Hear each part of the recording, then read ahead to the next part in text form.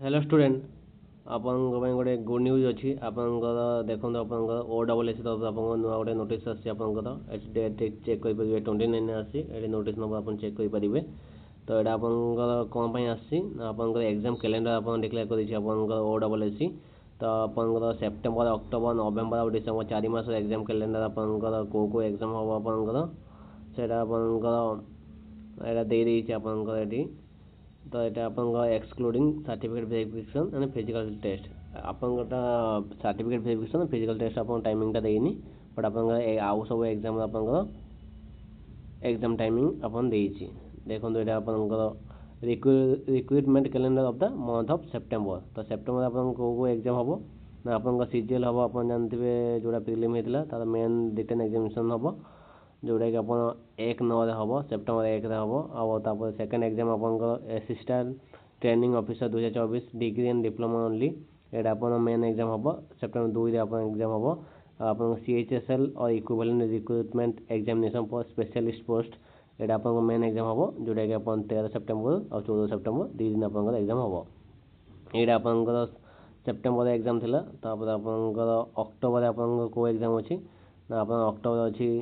CGL recruitment exam 2024 एक अच्छे prelim यहाँ आपंकर आउ थे होता जो आपंकर फॉर्म फिलअप जोटा कि आप 6/10 अच्छी अक्टोबर 6 अच्छी आपंकर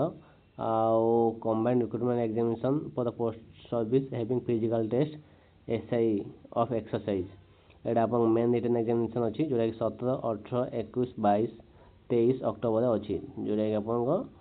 अक्टोबर मसरे हम आउ यहाँ आप अक्टोबर नवेम्बर और डिसेम्बर मास जो सब आप एग्जाम डेट अच्छी ये आप statistical assistant under the directorate of agriculture and food production जोटा कि आप प्रिलिम एग्जाम अच्छी जोटा आप अक्टोबर नवेम्बर डिसेम्बर मास 3 मास भर गोटे मास हो junior enforcement officer and junior accountant यहाँ आप प्रिलिमिनरी एग्जामिनेशन अच्छी अक्टोबर नवेम्बर मास भर आपंकर हम आउ असिस्टेंट ट्रेनिंग ऑफिसर जोटा ITI ओनली हम ITI पिलांपाई जोटा कि मेन एग्जाम हम अक्टोबर नवेम्बर आप आउे CGL आप recruitment examination for specialist post Etah main exam आप नवेम्बर डिसेम्बर रे हम और technical post under the directorate of ESI scheme यहाँ आप मेन एग्जाम नवेम्बर डिसेम्बर हम traffic constable under state transport authority यहाँ आप प्रिलिम एग्जाम आप अक्टोबर नवेम्बर डिसेम्बर भर हम और मेन आप डिसेम्बर जनवरी भर हम डिसेम्बर 2024 जनवरी 2025 भर हम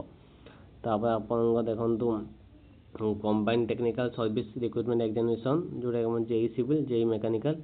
आप preliminary exam October November December हम और मेन रिटन एग्जामिनेशन आप डिसेम्बर 2024 डिसेम्बर 2025 हम तापर CGL रिक्रुटमेंट एग्जाम आप मेन एग्जाम आप डिसेम्बर जनवरी भर हम डिसेम्बर 2024 जनवरी 2025 भर हम और combined technical service recruitment examination JEE civil junior MBA यहाँ आप प्रिलिमिनरी आप डिसेम्बर 2024 2025 हम